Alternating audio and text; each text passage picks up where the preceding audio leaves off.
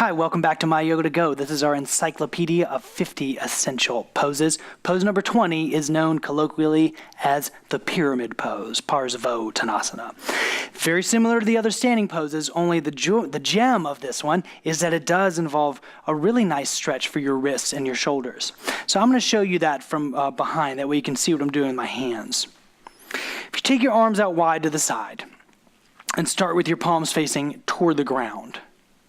Start there, then begin to rotate your thumbs up toward the ceiling till eventually your palms also face toward the ceiling. We call that external rotation of your arms. If you do the opposite, turn the thumbs more forward so the palms face down. Keep going with that rotation so that now your palms are facing behind. We call that internal rotation. That's the essential movement of your shoulders, which will help you sweep your arms behind your back. So you can see as I'm bringing my arms behind the back. You'll bend the elbows and bring the backs of your hands together. Most people can typically do this. If this feels like a struggle, don't sweat it. Simply hold your wrists with your hands. If you want to try the next step, backs of the hands together, roll the pinky sides of your hands toward the spine so that now the palms of your hands are going to touch. We call it sometimes the reverse prayer. And if you slide your hands up the channel of the spine, trying to get the pinkies even more between the shoulder blades, you'll feel not only a healthy stretch for the wrists, but also this beautiful spreading, you can see them on the front side now, a spreading across the front of the chest. Wow, so that's happening. Could be good enough, but you'll see what goes on now for the leg part. So if you were to stand, let's say, facing toward the short edge of your mat, step your left foot back as though you're going to do a lunge. Angle the left toes slightly forward, so not out toward the short side of the mat, but more forward toward the front left-hand corner of your mat. You should be able to square your pelvis and your chest, again, toward the short side of the mat. Okay, so using your hands, begin to lift and open your chest. Do a little bit of a back bend first. Then releasing at your right groin, fold your pelvis forward over the right leg. So ideally, your spine would stay long, long.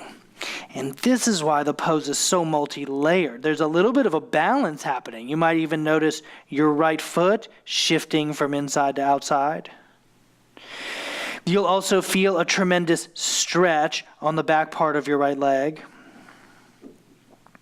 All while the wrists, shoulders, and chest are still receiving their benefits as well.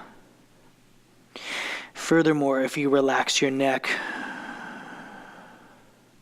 and deepen your exhalations, you feel that in the midst of it all, there's a quieting feature to this pose, a calming aspect to it. And that's true for all forward bends. Push down firmly in your right foot. Lift up to standing. Turn your feet parallel. So I just want to show you from the other side now. From parallel feet, you would turn the right toes way in and the left toes all the way out, so that now you could steer your pelvis and chest to face the back of your mat. Remember, if you can't turn around, it's because your back foot probably didn't turn enough. Rotate it in, well in, so that you can swivel around. Okay, people who are holding the wrists, remember you can put the opposite one on top. People who have the hands still in reverse prayer, wiggle them even higher up.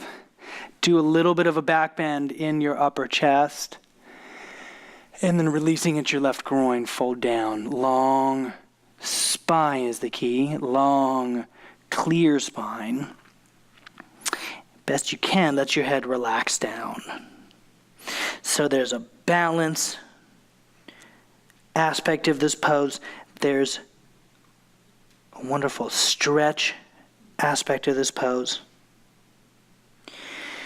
And as all forward bends provide, there is, in the midst of it all, some coolness to your nerves. From the strength of your left foot, come all the way up to standing. Turn your feet parallel. Walk your feet all the way together, especially if you've had your hands in reverse prayer that long. You want to take your arms out wide, turn the palms to face the sky, and then hands together in prayer, mountain pose. Thanks for practicing with us. See you on the next one.